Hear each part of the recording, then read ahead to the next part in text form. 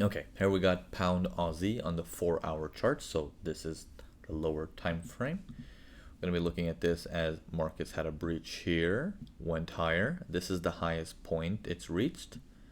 And since that highest point, pull back, pull back, pull back, pull back, pull back, boom, breach again, right there. Okay. Then he's done from this highest point, can mark it right there. And since then, pull back, whatever he had to do, boom, next breach, right there. This highest point, okay, very temporal. And then this would be marked as a breach until we see it come right back down, or it can stay there as a hold as well because market seems to hold above it. Okay, so these are all the breaches. Now let's take a look at this on the time frame above, which is the big boy, and let's see what they are referring to this as. Okay, here's the area here. We had a breach in there, and then the breach that went above that, which is identical to the higher time frame. So on the higher time frame, the way we would draw it is just at the color changes almost, right? It's like, okay, well, that's a breach, and all that stuff. It looks very like, oh, I'm just going very, very minute, you know? I'm just drawing it like that, and then breach to the sell side right there, you know. But what we're doing in on the lower time frame on the 4-hour charts is we're actually doing it based on the entire swing, right? We're like, okay, he's gone up to here. We don't count that until it breaks through it. We don't count that until it breaks through it. We don't immediately turn sellers. You know what I mean?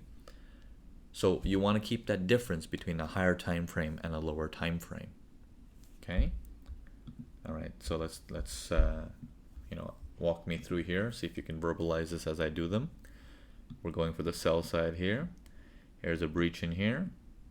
Lowest point, nothing. Breach there. Coming down, lowest point here. Faker, nothing. Breach again. Too small to say it's a breach or a pullback. Here seems to be lowest point there. We got a minor little breach there. Not going to be visible on a higher time frame, this little thing. Then we got the next breach here. Lowest point, nothing. Gap breach there, and then that's it. Let's take a look at this on the higher time frame.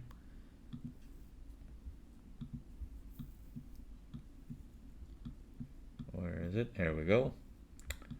Now on a higher time frame, all these lines show up as only line that was actually needed was there for the higher time frame. They don't see any of these little breaches on their time frame. Okay? So just keep that in mind. You have to see the universe above and below. Okay? Now next video we're going to go into some territories and who started it. We'll go into that because territories are slightly different from a breach. A breach is a word I like to use for an official break. Okay, that's what I like to use. That's the reason why I use the word breach. Okay, the next videos we're going to go into is territories and who started it.